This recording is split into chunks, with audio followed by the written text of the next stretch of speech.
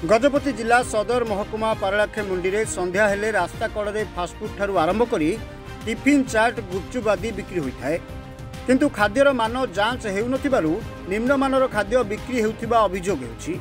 उपयुक्त परिवेश नथिबा सह स्वच्छ पानीय जल जोगाई दिया जाउ नाही। रास्ता कड़े धूली उड़ीबा सांगकु नाल निकटरे बिक्री और बासी खाद्य बिक्री होतिबार अभियोग होछि।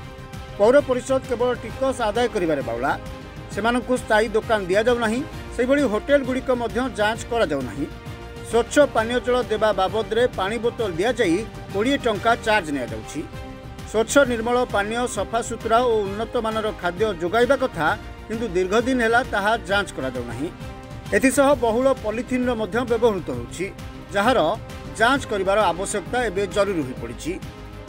देखो यहाँ पारलाखेमुंडी जदि आप कहवाक जी छतु फुटला भाया आप फास्टफुड दुकान हो सारे साई 3टा 4टा छकरे 20-30 टा दुकान प्रत्येक सहर जगह केवल फास्टफुड दुकान ही भरिकी है। से मान कौ प्रकार मानरे से लोक खाइबा दौरान कौ प्रकार जिन लोक खाइबा देवा कथा से सब जिन बर्तमान तनखी हो पारुनी।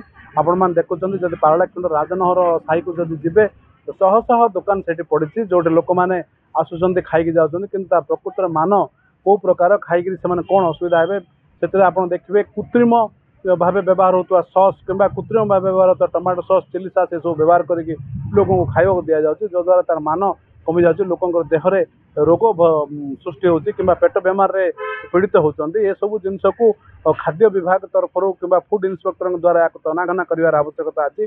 स्वास्थ्य विभाग दायित्व ये सब करने कथा। स्वास्थ्य विभाग या कौन प्रकार दायित्व न नहीं खोला बजार से छाड़ी दौरान से गोटे दायित्व लाइसेंस नवा कथा लाइसेंस कर खाद्यर जांच हवा कथा नियमित भाव जो द्वारा ए प्रकार खाद्य खाई लोक जमी भविष्य में असुविधा न हो कि स्वास्थ्यगत परिस्थिति एड़ाई बोलिक जनस्वास्थ्य विभाग गुरु दायित्व रही। तेणु ए जिनस को जदि फूड इन्स्पेक्टर कि अन्य स्वास्थ्य विभाग कर्मचारी मैंने दायित्व नहीं नियमित भाव तनाघना करते भविष्य में जेकोसी प्रकार असुविधा जब हम ताको एड़े दे पारते मुझे आशा कर। विशुद्ध पानी देखो विशुद्ध पानी जल तो गोटे नियमित घटना हो सारा जो होटेल रे आप खाऊँ तो से पानी कौ प्रकार पानी से दौर से आम जाने से क्यों रकम पानी दौर लोक बाध्य होकर बोतल पानी किणवाई बाध्य होती दुकान जार मूल्य 20 टंकार कम नुहे।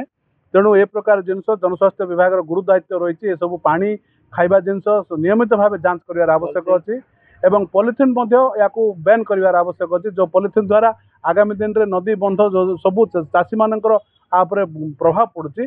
तेणु ये पॉलिथिन बैन कर आवश्यक अच्छी एवं नियमित जनस्वास्थ्य विभाग तरफ जांच करके सब समस्या समाधान कर आवश्यकता।